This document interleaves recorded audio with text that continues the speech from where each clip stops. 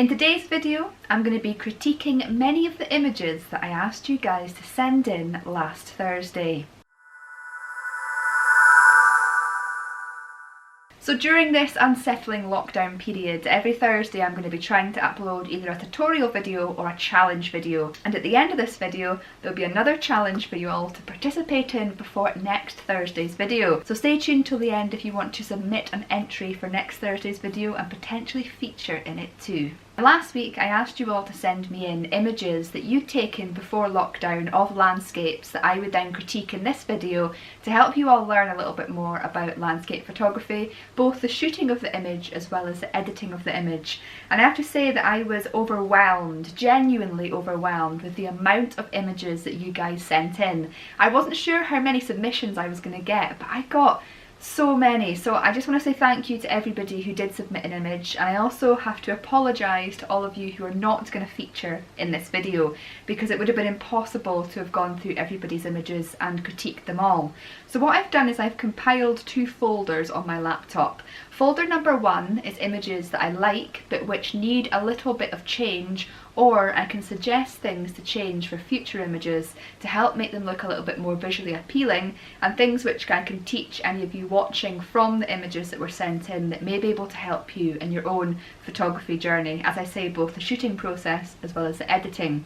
And then I've compiled a folder of images I think are absolutely fantastic and that can also teach you all something. These people have done something amazingly well which you guys can potentially use in your own photography work to improve your own work moving forward. Now I must stress before I start this critique that when it comes to photography and editing, everybody has got their own styles, everybody finds things more visually appealing. So the things that I'm going to be pointing out today are things which in general can improve your photography and in general you can learn from them. So the recommendations or suggestions that I'm going to be giving in this critique video are just things that I personally in many ways think could improve an image, and is also potentially mistakes or things which many people do in their work that can easily be resolved to improve their images moving forward. But let's get cracking on this image critique and the images that you guys sent in to me last week. That rhymes! That rhymes! I love that. Love it. So we begin this image critique roundup with this image here by Poole, which was taken at Washington DC in February. Now overall this image is beautiful. There's beautiful colours going on here. It was obviously taken at twilight, at blue hour. You've got the beautiful blues and you've got the lovely oranges and yellows that are coming across here too, which makes this image beautiful. One recommendation I would give here though is when you're shooting reflections, which is what this shot is, one thing you want to do is you want to mirror the image almost exactly. So however much you're including in the top half of the image, you also want to include in the bottom half of the image. But here, you've got quite a big gap here between the top of the spire and the top of the image, whereas down here, you've got nothing. So composing your image so that there's either all of this here as well, or you crop this image here, so you've got the exact same mirrored on the top half as the bottom half. And it just makes that composition a little bit more appealing and visually more interesting in some ways to look at, because here in this image I just feel like this bottom half of the image has just been cropped out a little bit too much. Another thing, it's been slightly over contrasted. The shadows and dark areas are very dark, which you obviously would expect during blue hour, but it's just to be careful not to over darken them a little bit too much. And there's just certain parts of this image that could do with a little bit of brightening in the shadow areas. Overall a fantastic image though, and I'm starting it off because I want the majority of these images I'm going to show you only need minor tweaks, but they're things that can be easily changed, easily adjusted. And here, just composing that image a little bit more to have that mirrored effect would have been a really good way just to slightly improve this image. But overall fantastic, well done Anthony. This next image here is by Mumberson, and it was taken on the Isle of Man. Now this landscape here is obviously beautiful and I love the colours in the sea here. You could say it's slightly oversaturated, but on the whole, lovely colours, love the long exposure effect. But I've included this photograph here because visually it doesn't quite work because of the way that you have cropped it. Now having this tiny little bit of horizon here, it makes this grand sea stack and cave system here look quite compressed, and you've not really got that same effect of the vast expanse of the sea and the sky to show off the scale of it. So the one thing, like, you know, I love the fact you've got foreground here, you've got this interesting stack, it leads out into the sea, you've got beautiful colours, and you've made it interesting with a long exposure. But just uncropping some of this and including more of the sky would just have made this image a little bit better. Now, sometimes cropping your image can transform it in so many ways, but this image here, unfortunately, cropping it has actually had the opposite effect. So I don't know whether you shot it like this and you've cropped it from the bottom, or whether you shot it like this and have cropped it from the top, but if it is the latter, go back and uncrop it where possible. You could have done that to hide something that was going on there that I'm not aware of, but doing that will just make it a little bit more visually appealing. It's just slightly cropped at the wrong place. And this thing here, I'm not sure what this is. I'm guessing it was potentially a boat or something moving. Try and clone that out because it's a little bit of a distraction in the image, which is, again, it's a really simple, easy thing to do in post-processing. But overall, this image is shot very well, it's beautiful. Just changing that crop will enhance it that little bit more. This next image here is from Craig Brown. It was taken at Southern Ness Lighthouse on the Solway Firth. And I've included this photograph here because I made a video recently about the use of tripods and the use of changing the angle and position of your tripod to enhance your photographs. And here, I like this image in many ways because you've got the lighthouse towering out of these rocks. But I almost feel like this image isn't really telling a story. And what I mean by this is, first of all, it's not clear where this lighthouse is. Obviously it's a lighthouse, so you expect it to be by the sea. Because you can't see the sea and the landscape that surrounds it, it's a little bit confusing in many ways. And because this foreground is blurred out and there's not any like definitive obvious leading lines into the lighthouse, it just feels a little bit stagnant. Now, if you had, for instance, had somebody standing here showing the scale of the lighthouse, it would have worked really well. Or if this wasn't blurred out and you had a really definitive leading line within the rock leading into the lighthouse, it would have looked a little bit more visually appealing. And also, the lighthouse isn't quite centred within the frame, which also makes the image slightly off balance. Now, I can 100% see what you've tried to do with this image, and in many ways it's very artistic and creative. But just thinking, when you're looking at these rocks here, trying to find something that's going to lead the eye in, you've got a slight leading line here, but this bit here is just, there's not really much going on here. And I can see you've obviously blurred it out because of that, so that the lighthouse is completely in focus. But I just feel like there's a little bit of sort of negative space going on here, and you could do with just including something else or repositioning the angle of your photograph. But on the whole, this is a very creative image, interesting in many ways. Just thinking a little bit more about the foregrounds would have enhanced it that little bit more.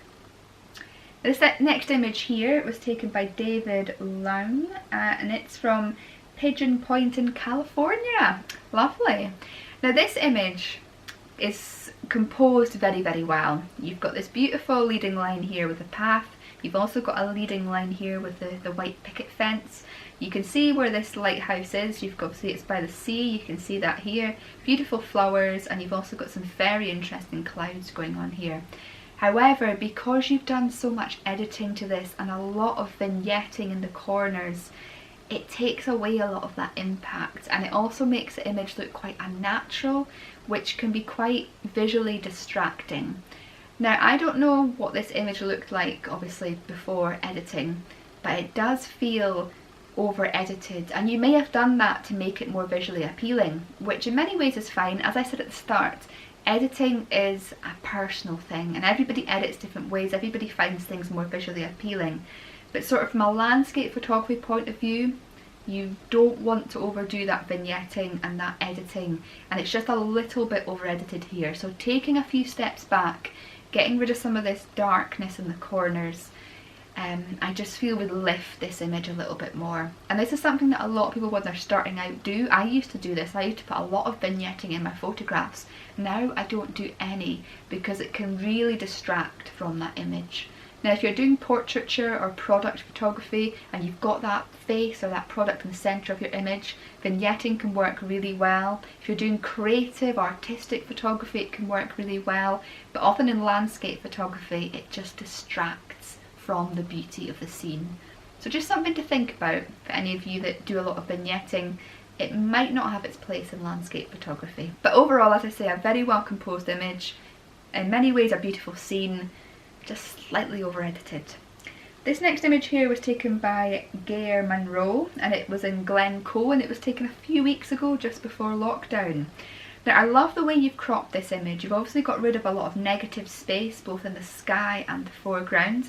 I love the fact you've got a person in this image because that creates scale within the image, and you've got these lovely, obviously the famous mountains of Glencoe here, which have got lovely snow capped, very interesting.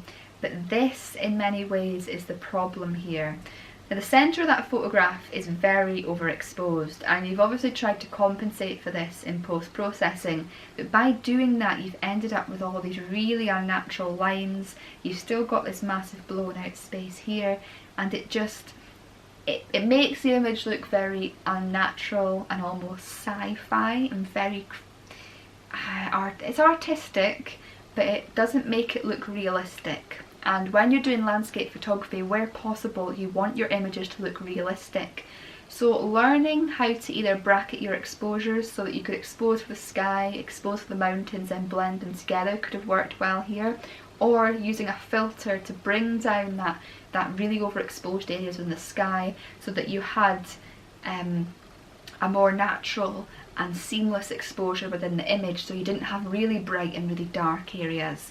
So on the whole, very well composed image, interesting image, a lot going on, very well cropped, but you need to work a little bit on your exposure. And I know landscapes like this could be very difficult to get that right because you've got these very overexposed skies and these very dark valleys and glens within the mountains. It can be very, very hard, but just thinking how you shoot it, thinking how you compose it, and thinking about that exposure, just having really overexposed areas in your photographs looks unnatural when you come to editing. It's just something to consider in the future.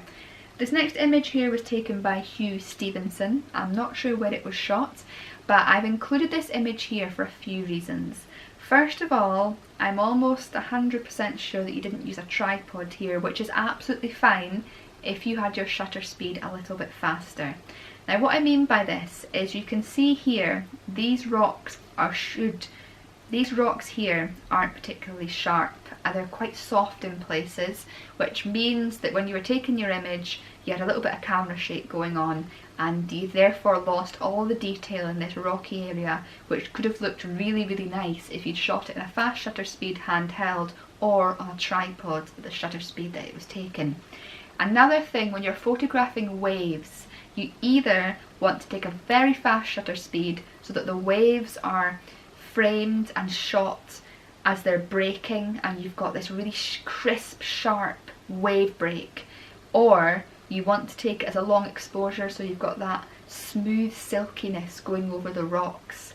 But here you've gone somewhere in between, so it's not fast enough for it to be frozen in motion, but it's not long enough to get a long exposure. And these images often don't work with crashing waves. You have to choose one or the other.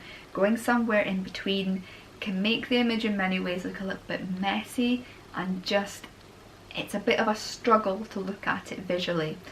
So overall, composition wise, this image is fantastic. You just have to think a little bit about your shutter speeds to increase it or decrease it, use a tripod so that you know what you're doing with that waves.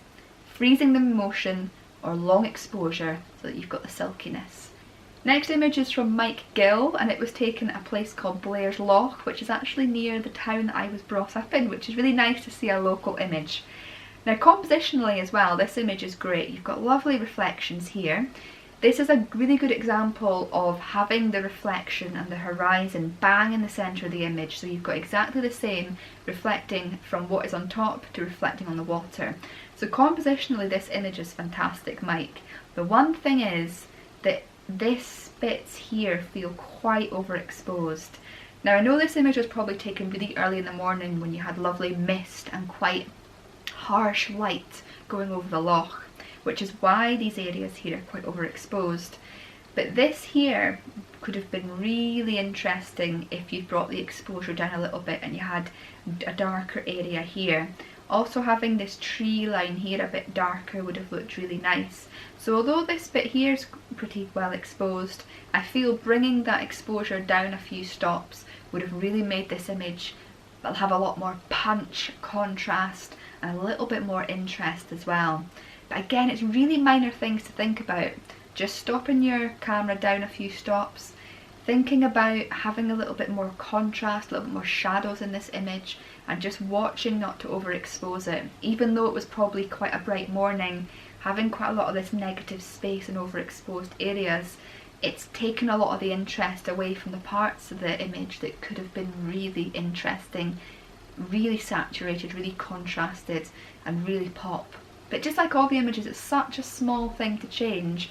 But this again is something that many people do in their images, but it's something that's really easy to change too. This next image here was taken by Richard Wise, and this is at Sulenski in Pitlochry, and it was taken in November. So another lovely Scottish location. Perthshire is a fantastic place to shoot in the autumn months if anybody's interested. Now, I love the contrast in this image. The contrast, the saturation and the sharpness in this image is spot on. It's fantastic. The one issue I have with this image is there's not really anything going on in the sky up here, which is creating quite a lot of negative space. And I also feel these beautiful leaves in the water going down the river are beautiful. Now, what I would have suggested doing here was moving your camera down slightly so you were getting rid of a little bit more of the sky and including some more of this water. Now obviously when I'm critiquing images, if I wasn't there in person, I don't know what was in the frame that you were trying not to include. So there is a chance that there was something at the bottom of the frame that was really distracting or not that you didn't want in your image, and that's why you've composed it the way you have. But I just feel because there's so much interest going on in this water with these leaves and the lines and the shapes, that it would have looked slightly more visually appealing to have included a little bit more of that and got rid of some of the sky which hasn't got much going on in it. But again, there's so much goodness in this photograph, so much beauty. It's such a minor tweak, such a minor thing to think about, and it's something that's so easily changed with a little bit of thinking and processing. And yeah, but on the whole, beautiful image, fantastic. I really like this image, Richard, well done. This next image here was taken by Roger Sulenski, and it was taken in Jamestown in Virginia. Now, at first looking at this image, I quite liked it, and I still quite like it, but one thing that I find quite distracting here is that you've cut off a lot of the shadows that are in the reflections on these trees. And there's also a lot of negative space up here too. Now, one thing people can get quite confused about in landscape photography is that landscape photographers talk about the rule of thirds a lot, and I know I do a lot in my images, and I shoot my images in the rule of thirds a lot. And because of this, a lot of people tend to, when they're shooting reflections, still go with the rule of thirds rule, and they end up sometimes with images like this where there's a lot of negative space in certain parts of the image and you end up cutting away some of that interest. So what could have worked a little bit better here was cropping the image so that there was less sky, less negative space, and more interesting reflections going on here. And or if you'd shot it like this, you know, when you were in the field, bringing your camera down a little bit to have that exact reflection. So whether you've cropped this to look like this or whether you shot it in the field will depend on where you need to practice in terms of cropping and composing. But you have to think when you're doing landscape photography, often negative space can look a bit distracting unless you're doing really long exposure photography where you've got one focal point. This next image here was taken by Jenkins-Parker, and I've included this image for a reason. Now, the reason I've included this image is because you photographed a beautiful rainbow, and it's clear here that there was a lot of beautiful contrast in the sky and some lovely colours in the sea too. Now something I see quite often when people are shooting rainbows is they oversaturate the image massively in post-processing, and sadly that's exactly what you've done here. Now rainbows can be very difficult to photograph, and you always want to get that beautiful colour that you see to the eye in the image when you get home. Now unless you manage to capture it really well in camera or use a polarizer to really bring out those colours, when it comes to post-processing you can be really disappointed with the colours of the rainbow, and I used to feel this all the time when I first got into photography. But if you use a polarizer in the field, it will bring out those colours, providing you've got it turned to sort of the correct angle. It will really bring out those colours, and then you don't have to oversaturate your image in post-processing. So overall this is a really nice image, but it is oversaturated, so go back into your editing software, get rid of some of that saturation. If you find the rainbow starts to disappear, just remember when you're shooting rainbows in the future, a polarizing filter can really help bring out those colours so that you don't end up with this oversaturation in post-processing. Then we move on to an image by Sean Harrower, and this was taken at Corngaff Castle in the Cairngorms National Park. Now this is a stunning image in many ways because you've got these beautiful mountain shapes here, beautiful lines, beautiful shapes and lovely leading lines into the famous castle. The sad thing here, and I completely understand why you've done it took me a little while to realise this, but one thing that's such a shame here is that the castle is so close to the bottom of your frame, and the castle in many ways, although you've got the beautiful mountains and that here, the castle is the focal point, and because it's so close to the bottom of your image, it takes away a little bit of the impact. Now I think you've done this because you can see here there's the tops of trees, so my guess is that there was a line of trees in front of where you were photographing this, which meant that you couldn't compose the image in any other way, because if you did that you would have ended up with a lot of distracting trees in the foreground. So I completely understand why you've done this. But I wanted to include this image to show to people that if you have a focal point, or something in your image that's the focus, don't have it really near the end of your frame, the edge of your frame, because it takes away that focus and that interest. Like I say, sadly here I don't think you had the option, but it's just something that hopefully other people can learn from moving forward in their imagery. And it would have been great to have seen you drop the camera a little bit, get rid of a little bit more of this sky, but have that focal point and these beautiful mountains still. But like I said, I don't think you had a choice. It's something to think about when you're deciding what your focal point is going to be in an image. Just don't have it too near the side because it can take away that impact. And the final image in this category is from Steve Bowden. Now I'm not sure where this image was taken, but I really like the composition of it in many ways. I would potentially have risen my tripod a little bit more so you could have had a little bit less of the sky and a little bit more of this, just so it was more balanced, because with the horizon being where it is, you've not got the rule of thirds, but you've also not got the half horizon. It's a bit, the composition could have a little bit better work done to it, but the long exposure works incredibly well, the movement in the clouds work incredibly well, and these are beautifully in focus around here. The reason I've included this image is because your white balance is slightly off. Now I got a few questions about white balance in last week's video, why I didn't change my white balance, and I'm actually potentially going to I want to create a video about white balance in the coming weeks during this period, because it's something that I only change in certain photographs, and I want to explain why that is. But here you'll see, although you've got beautiful greens and beautiful blues, it's very orangey and yellow, especially around the sea, which isn't the natural colour that would have been there in real life. So going back and playing around with your white balance for this image might be a good idea. White balance is something that I think can take ages to sort of learn how to do it. It's something that, like I say, I only do it for certain images, which I'm going to explain in another video. But because you've got these orangey yellow tones here, which wouldn't have been natural to the scene, it just distracts the viewer's attention a little bit and makes it look a little bit unnatural. So now that I've done the images that I found I could critique and recommend a few changes with, I'm now going to show you the images that were submitted to me, which I think are absolutely fantastic and which can teach you guys something. So the first image we've got is from Tobias Kern, and it was taken in the Bavarian Alps. And this photo here is beautiful. It was obviously taken really early in the morning or post sunset in the evening. You've got a beautiful focal point here with the mountains. It's very sharp. You've not oversaturated it, you've not over exposed it, and you've also not gone over the top with the contrast either.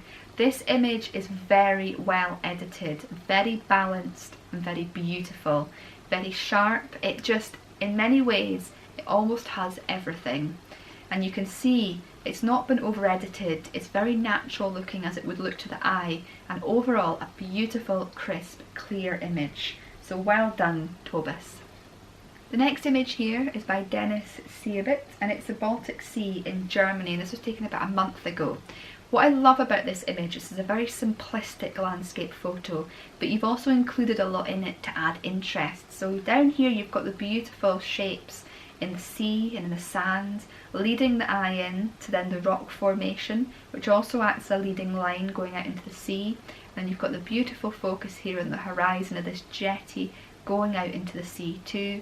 And you've not got a crazy sunset, but you've got a lovely light here, lovely colours, lovely contrast, and overall it just works very well.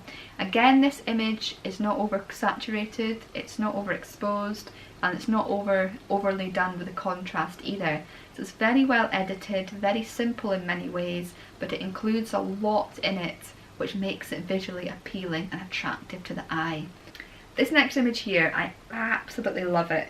This was taken by Glenn Slater in Crosby, and this image is just beautiful. Again, it's simplistic, but it's just the colours in it, the time this was shot, the fact that it's a little bit of long exposure going on, and you've got these sort of blurred clouds out here, but it adds to that mood, adds to that saturation. It's just a very visually appealing image, and it shows why going out during sort of golden hours and, you know, those time of the days where you're more likely to get beautiful colours, why it's such a good thing to do in landscape photography. And what I love here as well is you've got this focal point here of this person or this statue. I'm not quite sure if it's a statue or a person, but that adds a focal point bang in the middle of the image, and you've not got much going on around it to distract you. Again, it's simple. It actually shows that what you take out of your image rather than what you include in it can really improve your photographs. The only slightly downside here is because you've done a long exposure, you've got the movement in the wind turbines which looks a bit blurry on the horizon, but that's a minor thing in what otherwise is a beautiful and striking photograph. And again, it's not over edited. It's very much, I believe, as it would have looked like in real life. Maybe slightly dark in places, but on the whole, a beautiful, well composed, well exposed image with a lot of interest in it. And then we have this image here by Lisa Robertson, and this was taken in Georgian Bay in Canada. And the reason I've included this image here is because I wanted to show this beautiful use of natural leading lines within the rocks and the landscape around her. I love this line here leading into these pools of water. I love you've got this little person on the horizon which is allowing for like almost a focal point, but it's these rocks here and the natural leading lines that are leading the eye in to the other parts of the image. Finding natural leading lines in landscape photography is a fantastic way to improve what otherwise wouldn't be a particularly visually appealing image. Get close to the ground, think about what's there, what you can include, and what can add a bit of depth to your image. Now the final image I'm going to include here is this one here by Miltune Savkovic. Sorry if I pronounced your name wrong, I'm really sorry. But I've included this image here because this isn't a landscape photograph, so technically it shouldn't be in this critique, but this leads on to what this week's challenge is going to be. This week's challenge, you've got the next 5 days, so again, the cut-off point for entries for next week's video is midnight on Monday, UK time.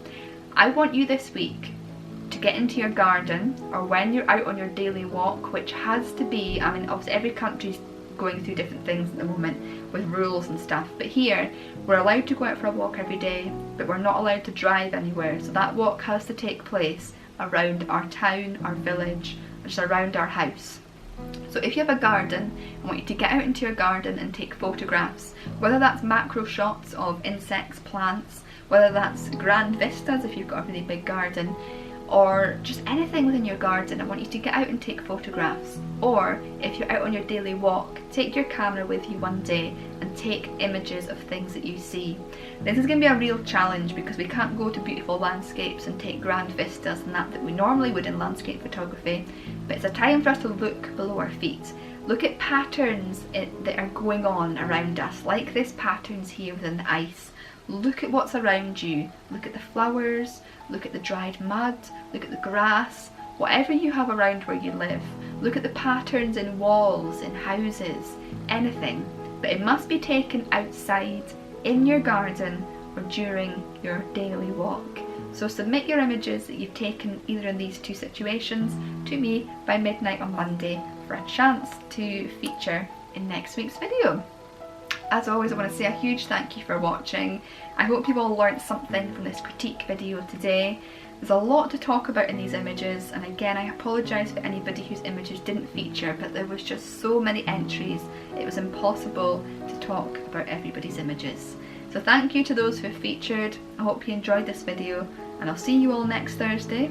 Of course, I look forward to seeing your submissions for the next Thursday's challenge, and stay safe, and I'll see you all again next Thursday.